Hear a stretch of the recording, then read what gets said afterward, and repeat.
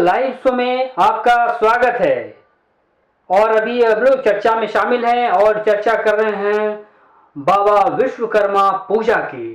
तो विश्वकर्मा पूजा का जीवन में कितना महत्व है, इस महत्व की जानकारी दे रहे हैं हमारे बीच उपस्थित मेहमान, और उनसे हम जानते हैं कि विश्वकर्मा पूजा का जीवन में कितना आध्यात्मिक महत्व है। तो बताया जा सर इस विषय में। देखिए, नाम है विश्वकर्मा। विश्वकर्मा क्या? जो विश्व का निर्माता है। हमारे शास्त्रों में कहा गया है कि निर्माता, रचनाकार हमारे ब्रह्मा जी हैं। तो रचना के दो भाग हैं, एक सजीव और एक निर्जीव।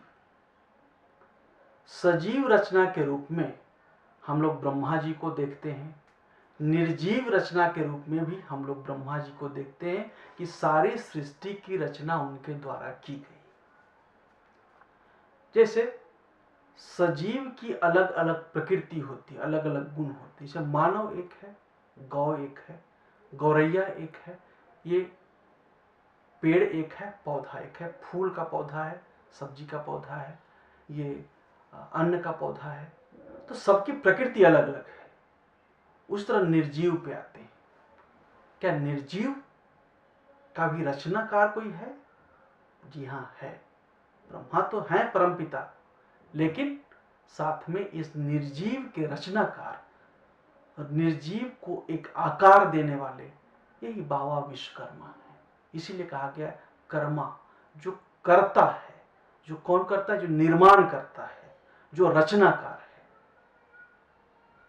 अब ये निर्जीव के रचनाकार के रूप में कहा जाता है कि हम लोग यहाँ अभियंता को देखते हैं, इंजीनियर को देखते हैं। तो क्या कुछ है? ये शब्द इंजीनियर शब्द जो बना है, इसमें ये अंग्रेजी का शब्द है। अंग्रेजी के शब्द में आई एन यदि लगता है उपसर्ग, जब इसको प्रीफिक्स कहते हैं, तो उसका मतलब होता है नो। जेन का मतलब होता है जनरेट करना। तो ये आई एन नहीं, ये ई एन है। ई एन का मतलब करता है कि इन अंदर, मतलब उसको समाहित करना। तो जो रचना को समाहित करता है उसको इंजीनियर इंजीनियर कहते हैं। इंजीनियर आई एन नहीं होता, एन, ई एन होता है, एन। तो ये इंजीनियर है, ये अभियंता है। अब ये निर्जीव क्या?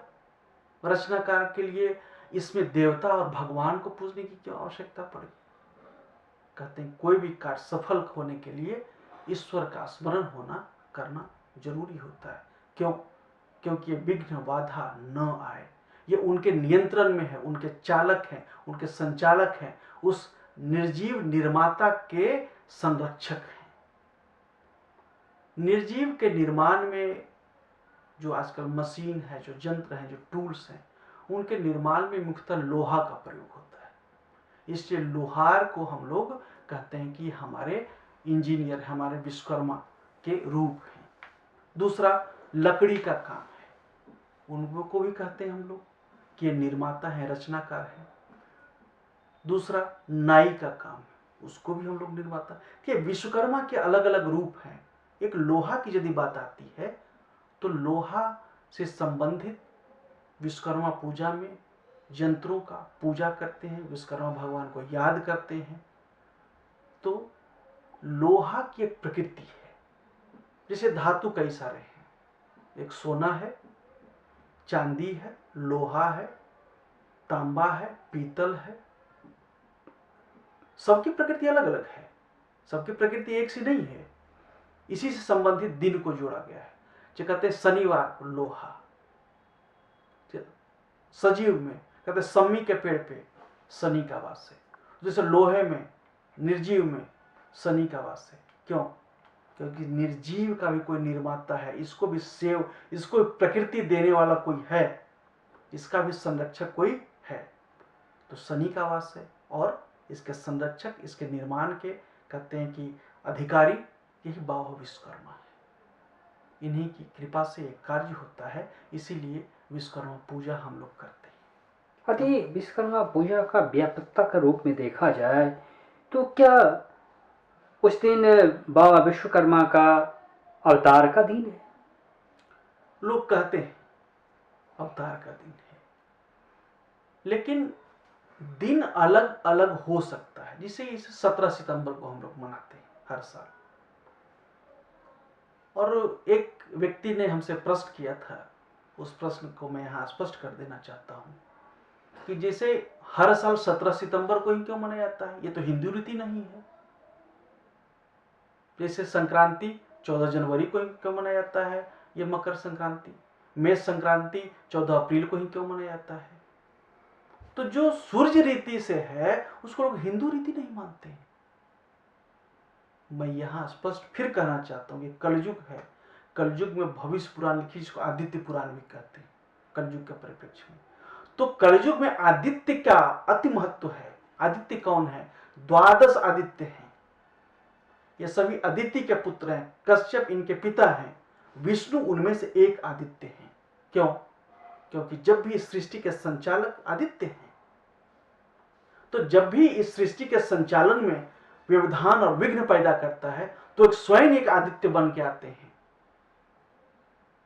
12 आदित्य ये विष्णु है। तो ये सृष्टि के संचालकों में से है। ये सूर्य पद्धति से मनाया जाता है। इसीलिए सूर्य की पद्धति कोई विदेशी पद्धति नहीं है। इस अवधारणा, गलत अवधारणा को दिमाग से निकाल दे, अपनी सोच से निकाल दे। क्यों? क्योंकि इसके दूषित होने से सूर्य ऊर्जा का प्रमुख स्रोत है और इसके अनुसार जो कैलेंडर चल रहा होता है वो हिंदू कैलेंडर है, हिंदी कैलेंडर है, सनातन कैलेंडर है। ये विदेशी कैलेंडर नहीं है। ये हर साल 17 सितंबर को आता है। ये सनातन परंपरा है, ये गैर सनातनी परंपरा नहीं है। क्यों? क्योंकि तो सूर्य का ही आप यदि ये कर देंगे, दूर कर देंगे अपने, क्योंकि सबके जीवन में ये 7 ग्रह शामिल हैं। 7 ही सुर हैं, 9 सुर नहीं है। 7 ही सुर हैं और 7 ही रंग है। लोग निगेटिव फोर्सेस को भी शामिल कर लेते हैं, राहु केतु को भी शामिल कर लेते हैं, शुक्राचार्य को भी शामिल करते हैं। शुक्र के रूप में है इंद्र, इंद्राणी है, जो आदित्य का राजा है, आदित्यों में राजा है। ये शुक्राचार्य नहीं समझना चाहिए, कृपाचार्य नहीं समझना चाहिए, द्रोणाचार्य नहीं समझना चाहिए। तो ये क्या है? एक पॉजिटिविटी बनती है। अब ये यदि आदित्य हैं और इनके सूर्य उसमें से, आदित्य में से ऊर्जा का प्रमुख स्रोत है, तो सूर्य के अनुसार जो दिनचर्या चल रही है, जो कैलेंडर चल रहा है, वो सनातन परंपरा है, वो सनातन कैलेंडर है। हाँ, जिसे कहा ना कि कई बाद में लोगों ने कली इनक्रोच कर दिया और जो मूल परंपरा को ही लोग भूल गए और इसको मान लिए कि ये दूसरे की परंपरा है। और ये और भी महत्वपूर्ण है, खासकर बिहार और बिहारियों के लिए। क्यों?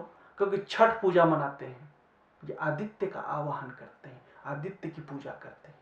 और कलयुग में मैंने कहा ना कि बहुत ही खास महत्व है आदित्यों का, 12 आदित्यों का। इसीलिए क्योंकि दैत्य यहाँ तरह तरह के हैं, इसीलिए इस छठ पूजा को भी याद रखें। और इस कैलेंडर के अनुसार जो मनाया जाता है त्यौहार, वो हमारा अपना तरीका है मनाने का, सनातन तरीका है मनाने का। और 17 सितंबर को मनाया जाता है विश्वकर्मा पूजा। तो ये निर्जीव पदार्थों की प्रकृति होती है, उनमें भी गुण होता है। जैसे आप इसमें कांसे के, चाहे इसमें तांबे के बर्तन में पानी रखें, पिए, तो क्या होता है?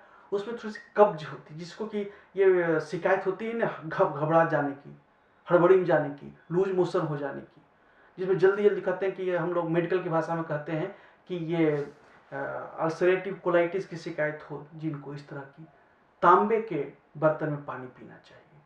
तो उसका भी गुण हुआ ना। लोहे का, बोले लोहे की, कच्चे लोहे की अंगूठी पहननी चाहिए, क्योंकि लोहा जाएगा, रक्त की कोशिकाओं को बनाने में काम आता है। तो ये मैं यहाँ इस बात को स्पष्ट करना चाहता हूं कि जो निर्जीव हैं पदार्थ, उनकी भी अपनी अपनी प्रकृति है और उनका भी हमारे जीवन में महत्व है। और इनके निर्माण, इनके बनाने, इनको शेप देने में का भी महत्व है। और इनके लिए एक जो हमारे संचालक हैं, जो इसके मालिक हैं, वो बाबा विश्वकर्मा हैं। और इस बाबा विश्वकर्मा को हम लोग याद करते हैं, पूजा करते हैं, स्मरण करते हैं। यदि ये बात करें सृष्टिकर्ता, जगत पिता, जगत गुरु बाबा विश्वकर्मा की, तो उनकी बात आती है कि उन्होंने सोने का लंका भी बना दी थी और पुष्पक विमान भी बनाए थे। तो इसका क्या विशालता है, विशाल शब्दों में कहा जाए तो? देखिए, ये एक निर्माण के प्रतीक है, निर्जीव पदार्थों का। क्या है? तो इसमें ब्रह्म गुण है, इसीलिए इनको बाबा कहा गया है। जहां भी ब्रह्म गुण होता है, कई लोग से इस बात पे लोग कई सहमत नहीं होते हैं, पर मैं ये कहना चाहता हूं कि कहा जाता है आप जब भी कर्मकांड पूजा करते हैं तो शर्मा माने ब्राह्मण और वर्मा मतलब वैश्य। ये सामान्य परंपरा है। लोग कहते हैं नाई को शर्मा क्यों कहते हैं, बढ़ई को शर्मा क्यों कहते हैं, लुहार को शर्मा क्यों कहते हैं? वो तो शूद्र है, वो तो सेवक है, गंदा नहीं है, वो सेवक है, उसको शर्मा क्यों कहते हैं? तो बोलते हैं इस बात को भूल गए। जहां भी निर्माण है वहां ब्रह्म तत्व है, उसको जाति से कोई लेना देना नहीं है। यह निर्माण तत्व है, इसलिए ब्रह्म तत्व है, इसीलिए वो भी शर्मा कहलाने का अधिकारी है। अधिकारी आप दे चाहे अधिकारी न दे, वो है। इस क्यों? क्योंकि ये ईश्वर के द्वारा निर्धारित है। जहां भी निर्माण का कंपोनेंट प्रोमिनेंट होगा वहां ब्रह्म तत्व प्रोमिनेंट होगा, इसीलिए वो शर्मा है। बाल नाई काटता नहीं है, बाल बनाता है। लोहार लोहा काटता नहीं है, लोहार औजार बनाता है। गाड़ी बनाई जाती है, ट्रेन बनाए जाते हैं, इसीलिए ये बाबा विश्वकर्मा कहा जाता है। और ये कर्मा मतलब वही निर्माण कर्मा, निर्माण करता, ये निर्जीवों के निर्माण कर। तो कोई भी शब्द, धरती, मिट्टी, अस्त्र, शस्त्र, ये आप गाड़ी, मोटर, वाहन, सोने की लंका बना दी, घर बना दिया। घर भी तो ये मिट्टी से बना है, पत्थर से बना है। तो क्या अब इस कहते हैं इसके अंदर भी प्राण है, कहते वो प्राण दिखाई नहीं देता है, पर प्राण है। तो गृह का निर्माण उन्होंने किया था उनके लिए, तो उनको आज्ञा हुई, उसने तप किया, उसको वरदान मिला कि ठीक है तुमको ऐसा मिलेगा।